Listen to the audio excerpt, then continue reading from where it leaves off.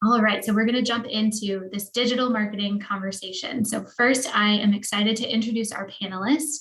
Jordan Abador is the Global Social Media Manager for FedEx, and he brings more than a decade of social media strategy experience to today's discussion. Thank you so much for joining us, Jordan. Yeah, thanks, Meredith. I'm excited to be here. Wonderful. And next, Kat Weaver is the founder of two businesses, Locker Lifestyle and PowerToPitch. We're so excited to have you with us today, Kat. Yeah, thanks for letting me join. I'm a huge fan of FedEx and all that they've been doing for small businesses so far. Thanks. And last but certainly not least, we have Charisse McGill, who's the founder and owner of Lokal Artisan Foods, the maker of the incredibly delicious French toast bites. So Charisse, thank you so much for joining. Thank you for having us. It's raining in Philly. Is it raining where you are? Yes, it's very sad outside. This call is going to brighten up the day for us. Exactly. Thank you all so much for joining.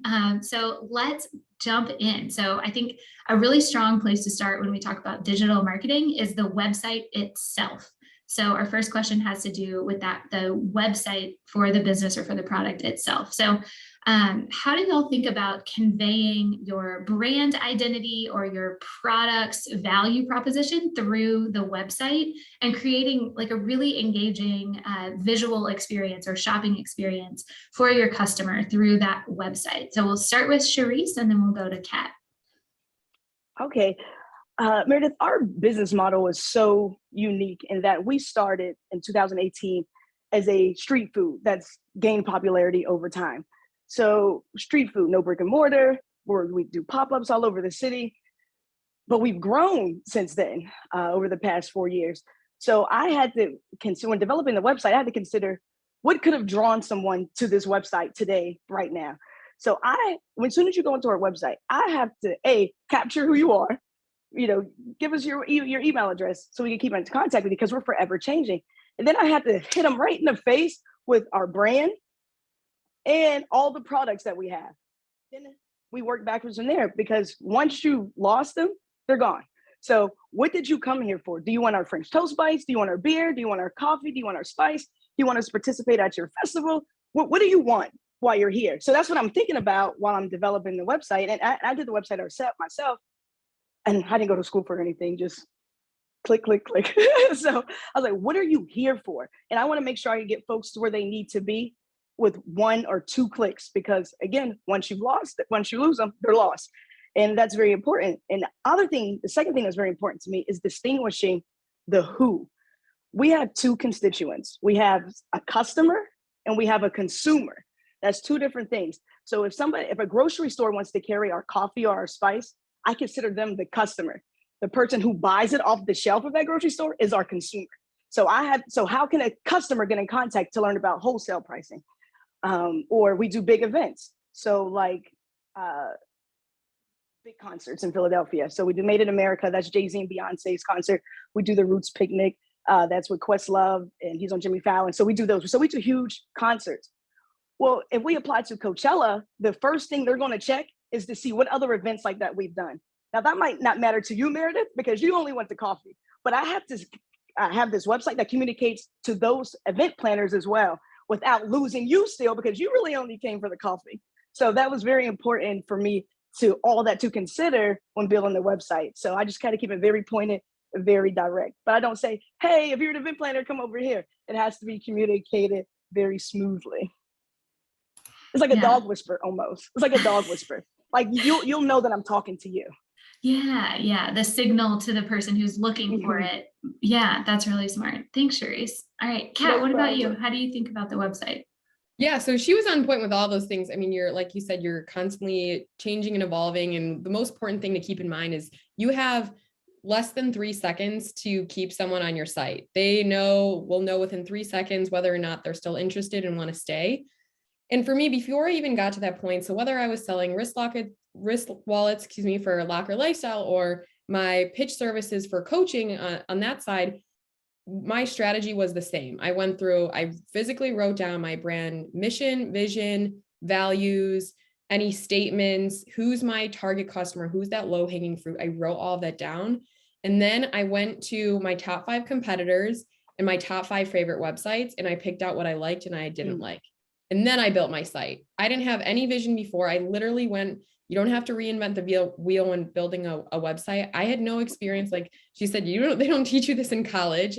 I was literally building this from scratch. There are so many free resources out there to be able to go through that, but it came from looking at my competitors and websites that I admired, and I would pull all those things that I liked of what stuck out to me, what would actually make me want to buy these products, and does it align with the brand itself? Is it clear what I sell? And then the last thing for me was pictures. So you can have one picture of what you have in packaging, but that's not impactful. Like you need to show use cases, you need to show different types of activities with them, or different demographics, different ages. Like, what do you want to put out there in terms of when they buy it? Like they're going to know what they're getting. There's no surprises. So that's been my strategy for every single thing that I've done. All right, thank you so much. Yeah, both of you, I think, really thought through it in a way that makes a ton of sense for your business, but also for other businesses, just going to competitor sites or other websites that you really like. I think you can learn a lot if you're looking at it with that in mind. That's really smart. All right. And then our next question, kind of trying to get people to that site once you've built it. So Charisse, I know you have experience with this. So could you share with us a little bit about your experience with search engine optimization, or SEO, trying to get your site kind of to appear as much as possible, get as many people to your website as you can? Sure thing. Oh yeah, for sure, Meredith. I have to be honest, getting people to my site is and was challenging. So I'm going to say it's almost a continued challenge. My company name is Lokal Artisan Foods, but there's a great segment of folks who don't even know that. They just know the French Toast Lady. That's French Toast Bites. They have the coffee, they have the beer. So I'm like, how are people going to get to the site? Because French Toast Bites, it's just a food. That's almost like having a business called hamburgers, right? So when you type in French Toast Bites, you get what pulls from Target, because they have a frozen section with French toast. You get what comes up from Walmart. So how can I get people to type it, when they type in French Toast Bites Philly, that they can find our landing page on Google? I struggled with it so much that I actually had to outsource that piece of it. And again, as I said in the previous question, our business changes all the time. We found a lot of our success is in long-term seasonal pop-ups in Philadelphia. So in the summer, we have a place for 3 months. In the fall, we have a place for 3 months. In the winter, we have a place for a month and a half. But there's one place that we're always at, and these just happen to be tourist attractions in Philadelphia. So while we function in 4 places, we're only open in 1 right now. That's confusing. That's hella confusing, right? Like, so how are we going to find? So I had to hire a company called Clutch Media. There's one fee up front, less than $600, and then to maintain it, it's $125 a month. And we have monthly calls. So next Thursday will be a month, will be 30 days. And they really helped with little things like when people type in French Toast Bites Philly, they said, how are your pictures saved on your website? I'm like, what do you mean? They're like, when you upload your pictures to your website, how is it saved? I was like, I don't know, 678.png. I don't know. They said, fix it. It has rename all your photos on your website right now, because when Google pulls it, there's an image section. They got it. That's where they pull from. So I'm like, got it. So little things like that. So I have to put in French Toast Bites Philly, French Toast Bites Philly for every picture that I have on my website, so folks can kind of find it, or if it's the coffee, or whatever the case may be. So little tidbits like that helped a lot. Committed to doing the maintenance. So we have a year-round location. I said, I need that location to always stay up when people look. But then come May, we're at one of the hottest waterfront locations in Philly. I need people to know that we're there 7 days a week as well until September. So they agreed to do that as well. I just look at it as another staff member, because there's no way I can maintain that or even do it accurately, change it on Yelp, change it on Google. Like, there's so many places that you have to change it. So I personally had to outsource it. And then I'm a small business. It was less than $500 to get started, a little over $100 a month. And you talk to them monthly. And if you don't see any changes, you can cancel. Like, I didn't see any extra traffic. I Googled it myself, it didn't come up, things like that. So they hold themselves accountable. And with the Google ads, since our name is French Toast Bites, we got to be at the top. We got to come before the Walmart frozen section foods. And then our partners help too. We're on platforms like GoPuff and that comes up pretty fast. I even went on, they recommended that I get on, not Shopify, it's another platform, Etsy. I'm like, okay, but just for the search engine optimization, so you'll be at the top. And we sell some of our packaged consumable products there as well. Yeah. That's a lot. It is a lot, but it's so great to hear that you've had a good experience with outsourcing part of it. Because I think a lot of business owners, as they grow, y'all are growing so fast, and it's hard to know when to ask for that external help and when to try to keep doing it yourself. And so it's good to hear that you've had a good experience with Clutch Media for not a huge, insane amount of money, and it's going well. And it sounds like they're also teaching you what they're doing. You have insight into what they're doing for your business, which I feel like is important too. That's great. Cool. Well, thanks for sharing about that. That's really smart. No problem. So next question, we're going to kind of move into social media marketing because it's such a huge space. So for many products, just organic social media marketing is really effective, but there's so many different channels. Are you on TikTok? Are you still on Facebook? Are you doing Instagram? There's like a zillion places that people could go. So I'm hoping that we could talk a little bit about how to find the channel that best fits the product and how you can find out where most of your customers are active. So Jordan, I'd love to bring you in on this question, and then we can hear from Charisse. Yeah. So, I think that's a great question. As you mentioned earlier, I've been doing this for 10. So when I first started doing social media professionally, I was in college, high school, selling t-shirts on MySpace. So kind of dates me there, but it's been a long time. And then this new tool called Facebook came out. So it was, what is that next platform? And I think we're seeing that again. And no matter the business size, small, medium, or even at FedEx, I think the question is, okay, well, we're doing Facebook and Instagram. Why aren't we on TikTok? Or why aren't we on Snapchat? So I think every couple of years it does change, and brands want to stretch themselves and see what they can do on new platforms. But one thing I always recommend is to your audience is going to tell you what they want. And your audience is going to tell you what platform they're on. So if you have a highly visible and Instagrammable product, stick with Instagram and Facebook, and just kind of pull your audience. If you have new products you're trying to roll out, new color schemes, different features, Instagram and Facebook are great tools to have your customers feel like they're part of your decision making. So doing polls and doing different pictures and voting options, it's a great way to get a pulse for your audience. And you can even ask them, what other social platforms would you follow us on? Or what do you use every day? And if you create that kind of connection on your pages, it'll allow you to create an organic following on other channels, which will give all of your content more success and allow you to rank higher, and also gain additional followers if you have a highly engaged audience. So I would really encourage testing and learning. There's no right channel for each brand. I think it really depends on how comfortable you are creating content, taking pictures and video, or being kind of an on-camera MC and promoting yourself and promoting your brand. So it's not a one size fits all. It's whatever you're comfortable with, and whatever you think your audience is kind of vibing with is what I would recommend. Thank you, Jordan. Charisse, anything to add about how you think about social media and connecting with your followers there?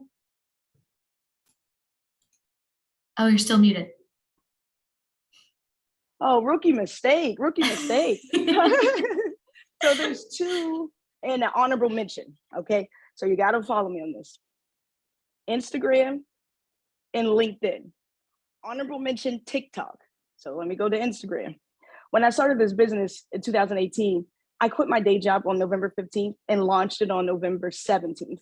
Okay. So that's 2 days. I say that to say, I didn't have a $10,000 marketing budget. So I know that our product had to be Instagrammable. What happened was people started taking pictures and tagging us, and that's how we grew. I relied on folks taking our picture, and we're at cool places too. So not only are you at this place that's a cool vibe, you get this cool food, and that's why our mission statement is where we embrace a unique dining experience for foodies. That's our target audience, foodies. Not black, not white, not old, not young, foodies. So foodies speak to foodies, and foodies beget foodies. And then that's just kind of how we grew on social media. Then you learn the hashtag games and all that kind of stuff. but that's for my consumers. My customers find me on LinkedIn, the people who want to do business with me. Not the folks I do business with a lot of folks who've never had a French toast bite. I do business with a lot of folks who've never had a sip of our beer. Those are my customers because we're in their grocery stores or we're in their restaurants in some kind of fashion, or they're hiring us for an event. So LinkedIn speaks to that demographic. So between Instagram and LinkedIn, I found a lot of success. Now, a byproduct of Instagram is TikTok. We have probably the worst TikTok ever. My daughter's 16. She's like, Mom, you got to do a TikTok. I did a TikTok in December announcing where we're going to be. It only generated like interest because it was so corny. It was terrible. I'm super terrible at TikTok. But who is great at TikTok are TikTokers. And the foodie TikTokers come to us. Even the big ones who charge money to post you, they don't charge us. For whatever reason, they don't charge us. So people say, I saw you on TikTok. And I'm like, find what they're talking about, because I don't even know what they're talking about. And people find us on TikTok, but not because of what we post, but what other foodie TikTok influencers post. That's such a great point, that if you can encourage that active consumer base, then you don't even have to be doing it in the first place. So it's sort of what Jordan was saying about knowing where they are, where your followers or where consumers are, and then encouraging them to do that interactivity themselves. That's great. Mm-hmm. Sorry about the, I live near a fire station, and now you all know that I live near a fire station. But thank you both. I think that's really great insight about how to kind of navigate social media. To keep thinking about that though, once a business owner maybe is ready to start running her own ads or like paying for some social engagement, would love to hear about how y'all would advise kind of how to prioritize where to spend that money, because we've heard time and time again, it's really hard to assess the return on investment when it comes to paid social media. So how can somebody figure that out? I'd love to hear from you, Kat, on this first, and then we can go to Jordan.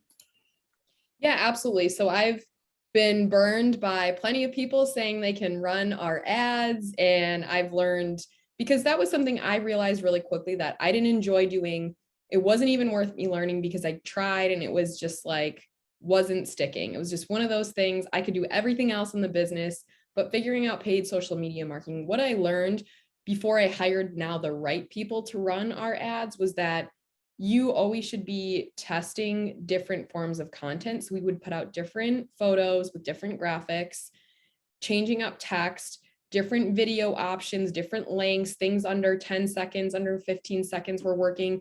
And we had to test both photos and videos at the same time, because otherwise, again, it was hard to see what would convert. So it was really easy when they were running at the same time with the same demographics and matching different text. That's when we could make those proper comparisons. So if someone wasn't willing to run multiple A/B tests and just wanted to put out one great ad, they're not the right person for the job.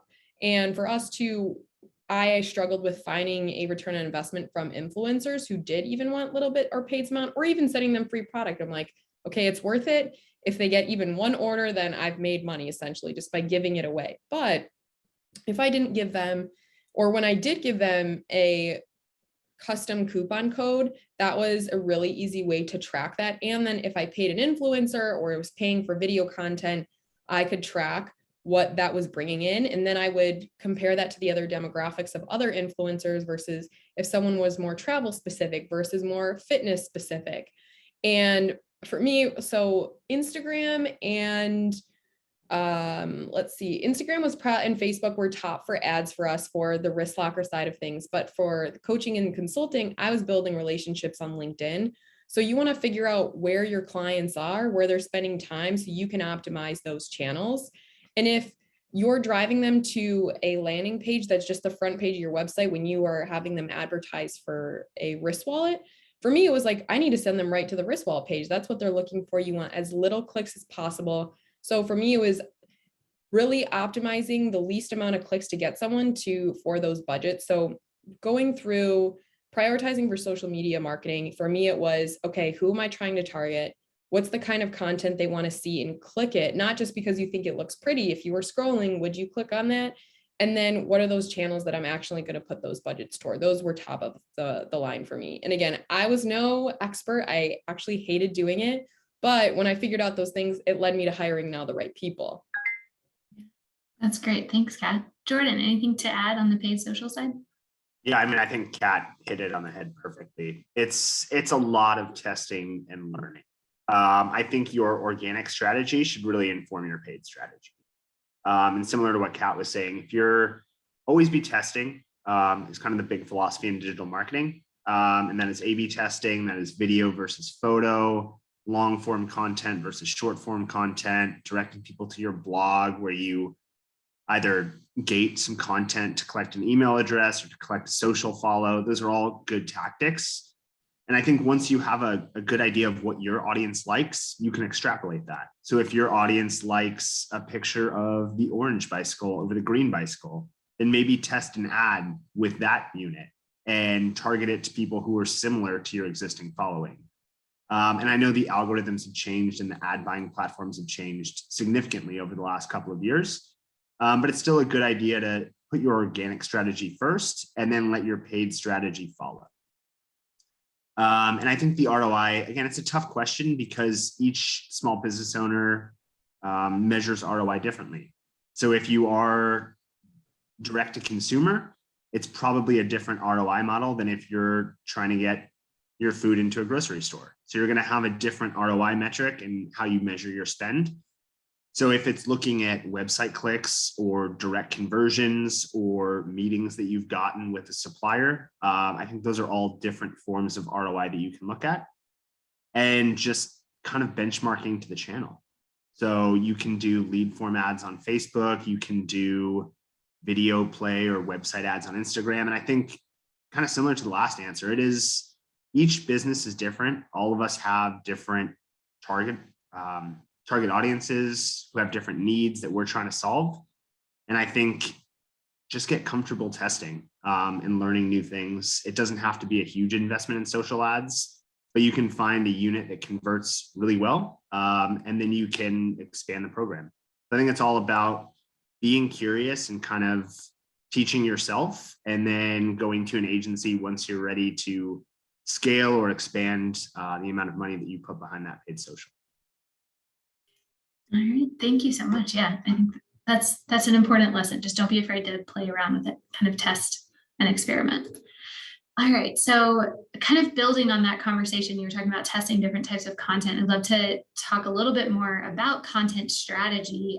So in trying to build out marketing campaigns, how have you built those out that have a little bit more cohesiveness, I guess I could say, instead of just like a one-off post or a one-off promotion, kind of strategically planning out some of that content. Jordan, I'd love to hear about how you've been doing that at FedEx, and then we can go to Kat. Yeah, I mean, again, it kind of plays into what I've been talking about, which is just testing and learning. Any long form content strategy should really have 3 goals. So at the top of your strategy, you're trying to increase awareness. So you want to tell your brand story, what your attributes are, what makes you different, why people should like you or why they should shop with you. And for a small business, a lot of the times it is you. You are the defining characteristic and your product is what sets you apart. So kind of start with telling your story and why people should buy from you or why you're likable and what about you is different than everyone else who's selling whatever product you're selling. Step 2 of a content strategy is engagement. So people now know about you. Now you want them to engage, because the more engagement you get on your social content, the more likely people are to continue to see it. And I know you've all done this on Instagram, where if you like a bunch of posts from the same company or brand or sports team, they're going to show up more in your feed. So the second part is make content that people like. And if you do a lot of that, you'll continue to show up. The third part is conversion. So now you're showing up in people's feeds. They know who you are, they like you, they don't like you, whatever it may be. Give them something to do. Tell them to shop now, tell them to visit a link, tell them to view a video, whatever it is that is a conversion metric for you. Now that they know who you are, they know what you're selling, they know what you're doing, get them to buy. And all of these 3 things are part of a good content strategy. And that strategy really comes from you learning what your story is and how you want to tell it on each platform. So you can have a very similar strategy on Facebook and Instagram, but similarly on LinkedIn, you may be telling a different story and it has the same goals. You're trying to sell yourself and sell a relationship with others, and you're trying to convert on that. So I think one-off posts and promos are fine, but always tie it back to that larger strategy, which is getting people into your funnel so that they know who you are, they know what you're selling, and at the end of the day, they want to do business. And social is a perfect one-to-one or one-to-many platform where you can do that. Thank you. Kat, anything to add on the strategy piece? Yeah, one thing, so I like how Jordan was really touching on they're buying into you. So in my business, when the reason I was able to get so many grants for that first business, and now that I teach in my consulting business, is that they're buying into you as the entrepreneur. Like they like your energy, your passion, your excitement versus your business. That comes second every single time. It doesn't matter if you're a customer, it doesn't matter if you're an investor, doesn't matter if you're pitching in an elevator to someone. It is all about your story and how it relates to the business. But in terms of actual content strategy, for me, I realized how important the grid system was in Instagram, where it's almost like your website. So I found that the majority of my customers are on Instagram. So I really wanted to optimize the high level feed. Yes, post by post is important, but if someone were to just click the brand, could they figure out what we do within several seconds just by looking at the top level grid? So my team and I, we like to plan content 2 weeks to a month in advance. That doesn't happen every time. We're not perfect, but if we can plan that far out and figure out and reconfigure how it looks in the grid, does it make sense? Does our grid tell a story? Do they understand who we are? Does all of it align with the brand? And then we almost work backwards. Okay, then we want to build this post style. Being salesy in every single post is going to get you to lose followers. You have to think about what kind of value are you giving them outside of just a coupon code, and things like that is super important. But figuring out how your customers are interacting with your social media are going to help you build that content strategy. Like, actually, are they better with lives? Do they prefer the videos? Do they come and they scroll super deep into your feed? And like, how are they going to look at that in that way? And I used several different apps that would actually help me rearrange the grid before it's posted, so I can see what it would look like. And then one of them was called Preview. I don't know if I'm allowed to share that. I don't get an affiliate off of it, but it's what my team and I use to rearrange, literally pick up. And there's plenty of other ones out there. If you look at Grid Planner, I didn't like that. Okay, yes, I can pre-schedule things out weeks in advance, but that did nothing in terms of the way it actually looks. And I think that was really important of like, okay, if someone sees the top level grid, then they're going to click on it, then they're going to interact with that post. So it was for us about working backwards. Right. That helps. Yeah, that's super smart. And I love the tip that there's a service that does it. I didn't even know that existed. There's a lot actually out. There's a lot. I just named one, but literally if you searched Grid Planner, you can find one pretty easily. Wow. All right. Well, good. All right. Well, thank you so much. I think this is kind of a good opportunity to open the conversation to the rest of the group. We've touched on a lot of different areas within digital marketing, but we can take some questions from our audience. So folks, if you haven't already, please type a question if you have any for our panelists into the chat box, and we can relay those to the group. So we did have a couple submitted ahead of time too, and would love to hear from anybody. So feel free to pop your questions into the chat if you have any. We have had a lot of questions about digital interactions as marketing. So if you think about responding to a comment or a public review, like a Google review or a Yelp review, or any customer feedback or comments on a post or something like that that you get online, the business's response to that is kind of like it can be a way of marketing. So any negative comments maybe or constructive feedback from a customer, kind of how do you approach that? Jordan, I'd love to hear from you first on this, if you don't mind.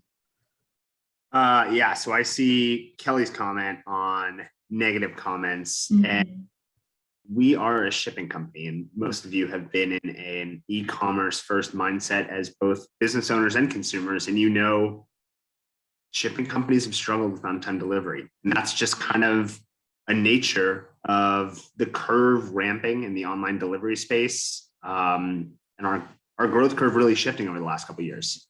Prior to working here, I worked in another service-oriented business. It was pest control and home warranties. So very similar, where you have a small fraction of negative consumers are usually the loudest majority on social.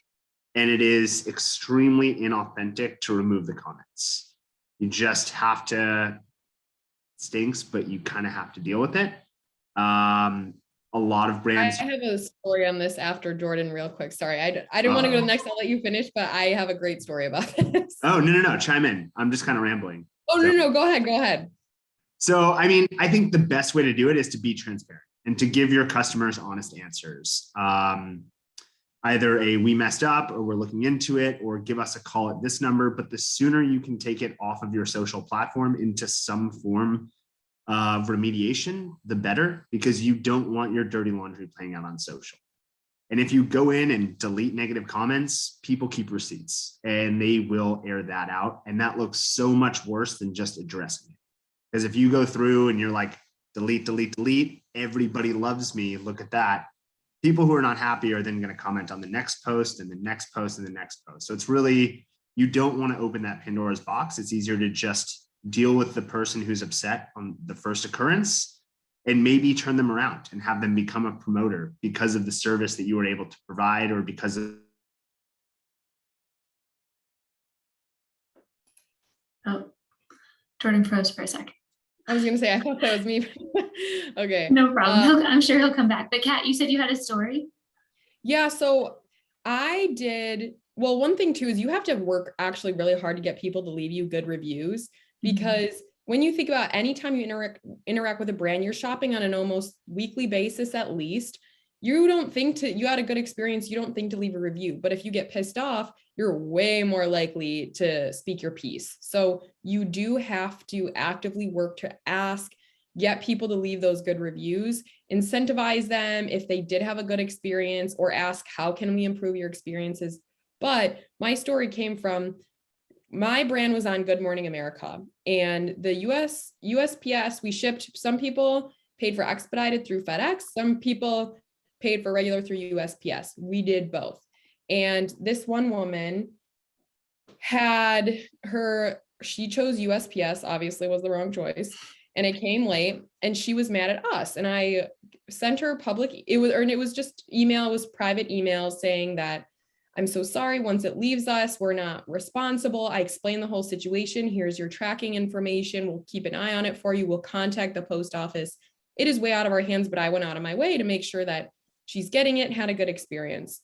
Then shortly after, she claimed that she ordered only one of each product, when on her packing slip, in her order, the size of everything was 3, which made she literally got extra. It was so bizarre. And then she went to our Facebook page, started writing on our business wall saying that we're a fraud. The BBB was going to should contact us, like super, super crude. And I screenshot our responses. I said, you and I went back and forth via email. Here's what happens. Like I want people to know, I reply to the comment saying, here's our customer support. This is exactly how we've dealt with your issue. We've gone out of our way, whatever else we can do. Like, I made it very public and responded within minutes. Like, if you respond, it shows that you respond a week later. That's not as helpful, but because I was on it right away and left that there. But she was someone who we never wanted as a customer anymore. She was such a thorn and so rude. And so I've had those experiences before. They will happen, but you can easily outshine that by actively asking people for good reviews when they do have good experiences. So that was something that I will never forget. She was like, it was her mission and life's purpose to make someone feel bad. I don't know. Oh, well, I'm sorry you had to go through it, but I think you're right. Sometimes people, it's like not about the product or the business, or it's like a whole different something else going on. But I think the proactive approach makes a lot of sense. Charisse, anything to add on kind of, like interacting in comments and reviews? Yeah. I do. We're family here, right? And what's kind of like stays here, happens here. Can we agree to that? How many folks are on this call? There's a few of us, 53 of us on here. So we got to keep this within this. What happens on this panel stays on this panel. So I have a dirty little secret. We have French toast bites. So we have something called a bites hive, right? And I didn't know I had a bites hive. I learned of this probably about a year ago. So we have a vegan option for our French toast bites. We make it with the brand Just Egg, the plant-based egg replacer, and we use almond milk. Our whipped cream, however, is non-dairy. So there's a vegan foodie group on Facebook that like lit into us because apparently somebody on my staff told them that the whipped cream is vegan. We never say the whipped cream is vegan. It's in the script that's right there. They say it is non-dairy. It's not dairy free. Like there's all the marketing words. We never say anything. It does have a milk derivative of less than 1%. We got to the point where we just give our vegan customers the can now because of what happened in this Facebook group. So I wasn't privy to, I'm not in the group, but folks in the Bites Hive were in it. They're like, you got to get in this group. They are lighting you guys up because you're telling vegan folks that your whipped cream is vegan. I was like, we don't even say that. So I peeked in. You should have seen all these vegan folks who had our back. Like, no, I've gone there a million times and they don't say that. I'm like, oh shoot, people have our back. So I kind of like curated this Bites Hive. So if I see anything negative, I sick them on you. I don't say anything. So and it's all organic. Like these are folks who just had my back. And I got a nudge on Instagram with a screenshot of the conversations. Like you got to ask to get in this group right now because they're lighting into you, but we got your back. I'm like, what is going on? These weird Facebook groups. All right. And so we have now this Bites Hive. It's a whole hashtag now. And we have competition, as you can imagine, in the festival food space with funnel cake and waffles. The Bites Hive takes care of that. That is awesome. That's so great that you've been able to taken care of. Yeah, that you've been able to cultivate like an online community around your product is really great. That's awesome. Yeah, customer loyalty to another level for sure, Emma. Well, awesome. Well, thank you all so much for sharing about that kind of the interactivity question. I know that's one that lots of businesses struggle with trying to figure out how to navigate that. All right, we had another question come in, and y'all feel free to add more questions if there's anything you'd like to know from our panel. We've got a little more time for a couple more. So we had somebody ask about some of the apps that you use for your scheduling, post schedulers or kind of managing content, email marketing, that kind of thing. And if you want to share a particular brand name, that's fine. But we, just to be clear, none of us have any like incentive to do so. So anything that we share is just because we like it. But also if you have kind of a type of tool that you found really helpful, would love to hear about that as well. So Kat, do you mind starting us off with different like apps or services that you've liked using? Yeah, let me look at my phone real quick so I can tell you exactly what they are. Well, so I have a team member who helps with social media now. So we post through Business Suite. If it's Facebook or Instagram, that's something that's free and automatic if you have a business account. Then we use Preview to schedule, Snapseed to edit, and Canva to edit, and Canva also schedule as well. The premium version, it's like $100 a year or something, but totally worth it for that, what they charge you. Those are my top ones. We keep it really simple. And then I organize my day and any ideas and running like post ideas through an app called Trello, and then Excel spreadsheets. I'll literally list out, okay, this is what I'm thinking for the day, the strategy, audience, and I try and plan that out in advance. Like, you don't have to overthink it. You don't have to pay for 20 different tools to make it happen. Pick one or two that really work. Start trial and error with the free versions of a Trello or a Google Sheets and see what works, figure out your strategy and your methods, because I didn't have it down right away. Took some practice and organizing and putting things around and getting other people's perspectives to become comfortable with it, because it's all molding, it's all changing. And what is also going to help you if you wanted to change a post idea a week out because you've had some new content or you realize it's holiday, what is going to allow you to edit that really easily? So those are all the tools that I essentially use. Okay, awesome. Charisse, any tools that you want to share? I don't use any tools. Everything we do is in pretty much real time. When I first started, I had the professional photo shoot. I had the scheduler, like, oh, I'm going to do this. It fell so flat. It wasn't even funny. People are more interested in customer reposts, and we have a great media relationship in the town. So our media, if I repost like a segment I was on, those go nuts, and just announcing that we'll be at a cool concert that's coming in town. So everything's in real time, and like our partners.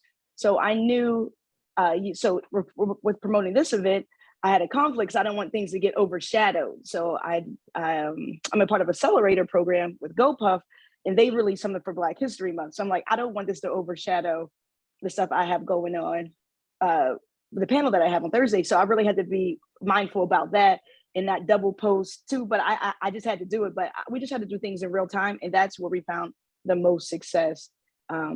As it's happening. This is happening now. Get down here. People are having fun eating this French toast, or people are watching the game and drinking the beer. More lifestyle posts, like actual lifestyle posts, not like the stage ones. It just falls flat to my audience. Okay. That's great to know that about your audience, though, that the best way to connect with them is kind of in the moment.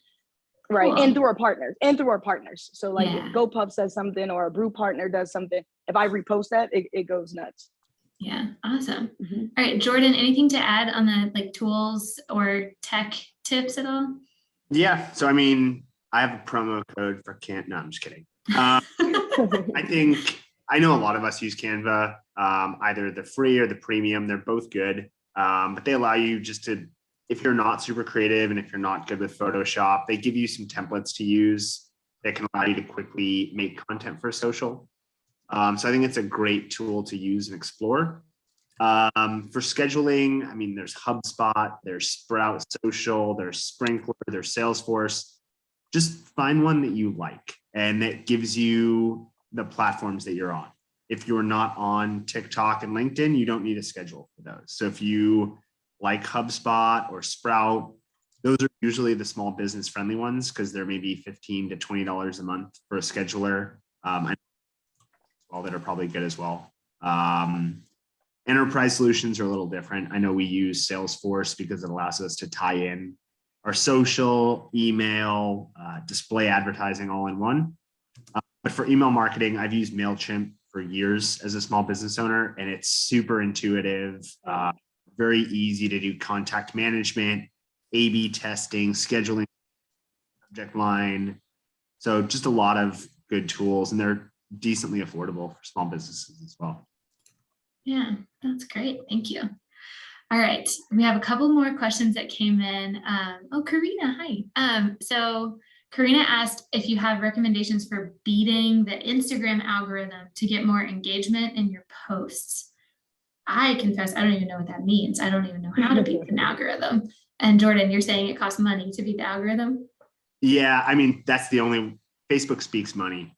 So if you want to beat the algorithm, you spend money. You can also make really good content that you share in your story, enable live voting options, or if you conduct polls or surveys in your stories, the more people engage with your content, the more likely they are to see it. So the more engaging you are, the higher your edge rank will be. And your edge rank is what position you fall in on a social network when someone opens it for the first time. So again, just test it on your own. Interact with someone, like their polls, watch all their stories or like all their stories. The more you're pushing people to engage with you, the more likely they are to see you. So that's how you beat the algorithm. Okay. And I have a quick tip on LinkedIn in terms of engagement. So LinkedIn will reward you with more organic uptick if you are having long, genuine conversations in your DMs. It is part of their algorithm. Oh. If you're creating general, like instead of just adding someone with a general note or like you have a large network, that actually means nothing. You're adding a personal note. Hey, I see you're in X industry. I enjoy connecting with those, blah, blah, blah. Looking to learn, hope we can connect. It's something like that. And you can continue your conversation in the DMs. LinkedIn will reward you for that. And you can only have a max of 30,000 contacts, not followers, contacts. Some of you might never get there, but that's something important to keep in mind. And you can only get 100 profile searches per month. So you have to be careful about and concise with who you actually want to target on LinkedIn. I know we already talked about Instagram, but with a lot of my leads coming from LinkedIn, I went through all this research to figure out how am I best going to optimize real relationships with people and then get rewarded organically. And that's like actual proof. That's not my inferences in any way. That is actually how it works. All right. Good tip. I've never known anything about that. That's super helpful. Thank you both. All right, we're gonna go to a couple questions from Bonnie for Charisse. Charisse, I'd love to ask you to elaborate a little bit more on how you think about your customers versus your consumers. You were talking about the two different groups and how you kind of connect with them or market to them a little bit differently. Would love if you could talk a little bit more about how you think about those two different groups and what you need to give each of them. Sure thing. So on the website is just everything that we have to offer, and it can point you places. So one of the tabs that we have on the website is Find French Toast Bites. So we have a lifestyle picture, and I don't have any models. These are like my friends. Like, can you come take pictures? And photographer's my friend, all that kind of stuff. So I have, normal looking folks, that you can resonate with on the site. Like, oh, she looks like me, or I've been there before. I didn't know French toast was there. And then I have a brief descriptive of what French Toast Bites are. And then I tell you where we are. Now that's speaking to our consumer. This is where we are. This is where you can find us. We're open these days. Here's our menu.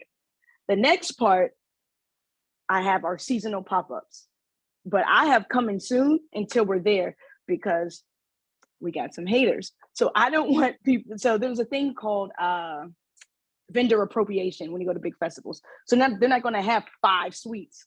So I know where we're going to be through December, right? But I don't post it because I don't want our competitors coming to our site saying, oh, she's going to be at Made in America. Well, if her French toast can be there, my pancakes on a stick can be there. It just won't happen. And if pancakes on a stick resonate a little bit better with the food and beverage directors, then they may go to them. So I don't put where we're going to be until we're about to be there and the vendors are already set. So that's the coming soon's part on my website speaks to the haters, right? Because you don't need to know where we are. And then I have a section that says, you may have seen us at. So what's important there to an event planner, our customer, or a food and beverage director for one of these tourist attractions, I have where we were in the years we were there. So it shows them longevity. It shows them magnitude. So if you read on our website that we've been at Christmas Village for 5 years, they know that we can effectively service 50,000 people every day for a month and a half. They know that by reading that. If they say that they did Made in America, oh, they have a history of dealing with drunk customers. That's a dog whisper to event like, oh, Made in America. Oh, that's a bunch of drunk college kids.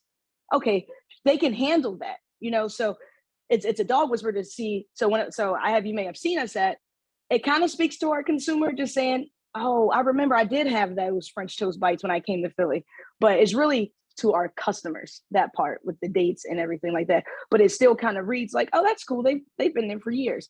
That's what a consumer would think, but a customer is saying, oh, they can handle this magnitude. Uh-oh, did I lose you? This is, I can handle this magnitude. Awesome. Okay, thanks. Yeah, I think it makes a lot of sense to be thinking about both sides. When you put something out, what are they going to get from it? What are they going to learn from it? And just one more to add, on our French Toast Beers site, I give you all the information about the beer that you need, a consumer or customer would need. Then I tell you where you can buy it. Then if you see that our retailers are Acme supermarkets, Giant supermarkets, Total Wine stores. If you're a grocery store that's not listed on there, you want to get listed on there. Mm-hmm. Another dog whisper, like, hey, it's on all these other other supermarkets. Why aren't you listed on here? Yeah, it speaks to people, and we live in a monkey see, monkey do society. So they're like, oh, I don't want another supermarket to have something that we don't have. It speaks to them, and that's how we get other supermarkets. So nice. It's a weird game, but it's fun. Yeah, well, and it's a smart game. You got to play it, right? And that's how you grow the business. Well, good. All right. Well, thank you all so much for answering those questions for us. And thanks for being so engaged in the chat, everybody. We got a lot of questions coming in. Appreciate that. I think this has been a really helpful conversation. And I want to take a minute to make sure that everything, I've learned a ton today. I think everybody has. I want to make sure we kind of set some actionable intention about what we're going to do with this. So I want everybody to kind of think about what their next step is with this. So where are you going to go next with your digital marketing? What are you going to take away from this and start doing? Are you going to research some tools? Are you going to set up some A/B tests? Do you want to start using an outsourced group to collaborate with? Is it time to refresh your website? Maybe think through some of those things that you can do, taking away from this for the next step for your business. And I think with that, if you just take a minute to think through that so you can apply this, I think that's all the time that we have today. I want to give just the hugest thank you to Jordan and Charisse and Kat, all three of you, for sharing your time and expertise with us. I really appreciate each of you joining us today. Thank you for having us and being on the panel. I learned a lot from Kat. I was taking notes. Touche. I didn't know that about like I didn't even think to relabel all my pictures. I'm not kidding you. I literally I actually wrote that down. That's not a joke. So Who are you talking to? Like I'm right here with the notes. I'm right here with the notes. This is tip awesome. number 3, always take notes. Yeah, absolutely. That's great. Well, thank you all so much. Thanks for those who spent the time to invest in their business by learning today. Hope you feel more prepared to become an ace at your digital marketing, and really would encourage you all to check out any other resources that we have available. I just dropped a link in the chat to our resource page on our website. We're happy to help out any small business with anything you need. We've got education and coaching available. And again, really appreciate the partnership with FedEx to make this such a great success. So thanks again, Jordan and Kat and Charisse, for your time. And we'll see you next time. Thanks, everybody. Have a great day. Thank you. Thank you. Bye-bye. Thanks, y'all.